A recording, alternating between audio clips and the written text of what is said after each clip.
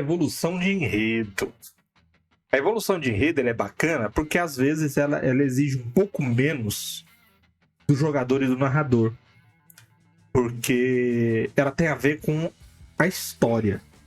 Ela tem a ver com o contexto que está sendo seguido.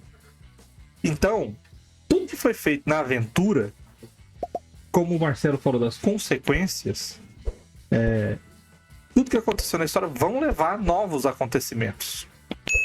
E aí é a partir daí que você vai pegar esse interlúdio, esse pedaço sem a atuação direta do jogador, perguntando para eles o que vai acontecer, o que eles vão fazer e tudo mais, e você aproveita isso para reorganizar o seu enredo, rearranjar a sua história e colocar ela a ponto de ser reiniciada.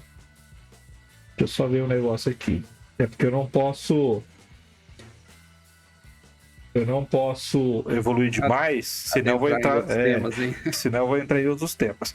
Então, a evolução de enredo ela é bacana. E por que eu coloquei essa imagem? Porque tem um exemplo muito massa de ser feito, que é o Império Contra-Ataca. Quando você assiste os filmes de Star Wars, ele começa a subir aquelas letrinhas. Então, no episódio 4, que é o primeiro que foi feito, quando sobe aquelas letrinhas, ele já falou, tava acontecendo isso aqui, ó. Tava acontecendo isso. Você cai de paraquedas no meio da treta, né? No meio da treta. O filme começa com uma nave atacando a outra. Então, assim, ó, aconteceu isso, existe essa pessoa fez isso, papapá, treta. Aí o filme acontece, estoura a Estrela da Morte. Acaba o filme, o Império perdeu, os heróis estão felizes, eles ficam lá, ganham medalha, menos o Chewbacca. Então, assim, tem que lembrar, isso aí foi racismo contra o Chewbacca. Não pega no pelo. Não pega no pelo. Mas ele tem aquele cinturãozinho do lado justamente para colocar as medalhas dele. Não, é pra botar... o cinto do escoteiro. Então, assim, terminou o filme, todo mundo, que beleza, que legal. Aí começa o Império Contra-Ataca e vai subindo as letrinhas. Quando sobe as letrinhas, tá contando lá o seguinte, ó, o Império ficou muito puto, botou todo mundo pra correr e tá solando, descendo chinelada geral e vai arrebentar os rebeldes. Os rebeldes estão perdendo as bases, estão perdendo gente, tá tudo se lascando.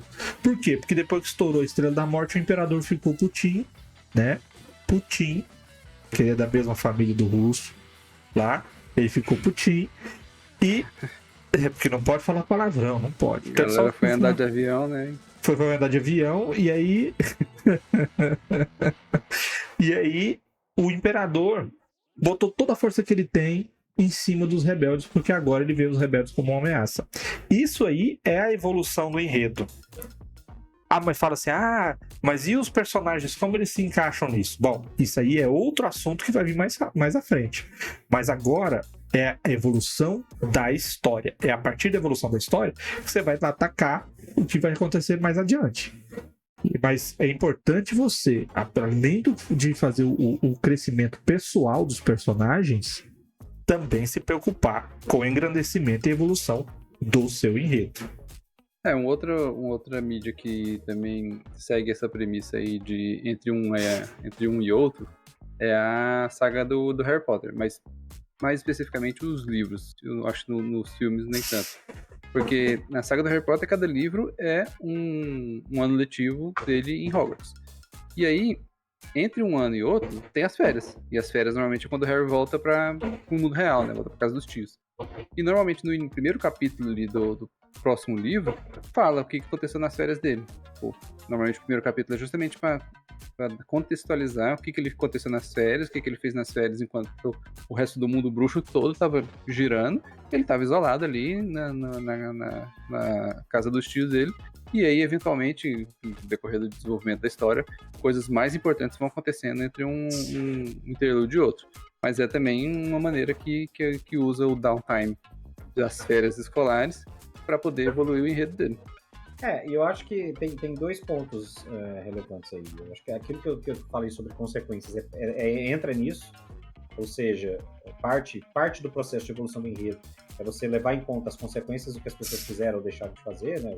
Não só os personagens dos jogadores, como os NPCs, enfim, o que o mundo fez nesse meio tempo. Mas eu acho que tem que ter um cuidado para você fazer isso sem roubar o protagonismo. Eu acho que pode acontecer dos seus jogadores se sentirem, dependendo da forma como você fizer isso, deles se sentirem alienados da história. Então, assim, os dois exemplos que vocês citaram, na literatura ou no cinema é mais fácil. Por quê? Porque não tem ninguém ali para se sentir, tipo, o leitor não está fazendo parte do processo de construção da narrativa. É que negócio, eu sei o que aconteceu nas férias do Harry, mas foda-se o que aconteceu nas férias da Hermione, né? Exatamente, E não me afeta, não faz diferença. Provavelmente já tava estudando. Ela não tirou férias, na verdade. Mas quando você tá narrando, Tipo eu eu. acho que... Quando você tá narrando. Agora é a hora de eu colocar a música pra assim. Muito triste por você. Quando você tá narrando, é diferente porque se você por acaso faz a evolução do enredo num aspecto muito relevante em que os jogadores estavam diretamente envolvidos, pode ser que eles se sintam preteridos, do tipo, que aquilo que Jesus fala do Railroad, do tipo, então nada do que eu fiz antes fez diferença, ou, pô, a gente tava tentando evitar isso, e aí tem um time skip lá, tem um downtime, e nesse meio tempo as coisas aconteceram a despeito do que a gente fez, a gente tava tentando evitar e não conseguiu. Pô, mas não dava pra gente ter jogado isso, então, pra tentar impedir mais uma vez, tipo, a gente tinha consciência de, sabe, eu acho que às vezes essa sensação de retirada do poder do protagonismo, da capacidade dos personagens de interferir e construir o cenário, pode ser um desestímulo aos jogadores. Eu acho que isso tem que ser feito com parcimônia. Ou, é o que eu falei, a sugestão é você deixar claro para eles que a evolução do enredo está acontecendo por causa das escolhas que eles fizeram.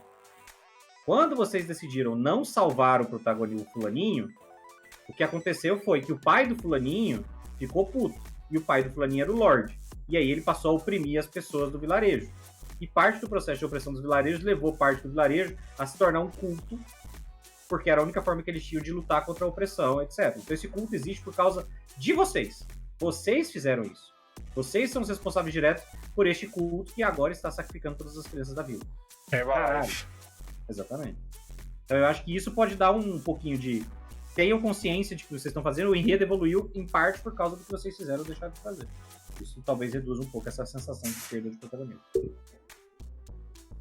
Bom, então vamos seguir. Depois dessa lição de moral do Marcelo. Oxi! Pouco Não é lição de moral, não é lição de moral, é que eu acho que o que você falou faz sentido, é um grande uso do downtime. É só porque as pessoas, como a gente fala muito para mestre iniciante, é um receio que eu acho que é natural que a gente bote na cabeça das pessoas, para eles não saírem fazendo isso de maneira indiscriminada. Você é puta velha, tá fazendo isso há trocentos anos, sabe fazer isso com mão nas costas, nas férias, fora das férias, trabalhando. Agora, a galera não, a galera às vezes vai tentar fazer isso e vai ver uma mesa revoltada porque queria impedir isso que aconteceu.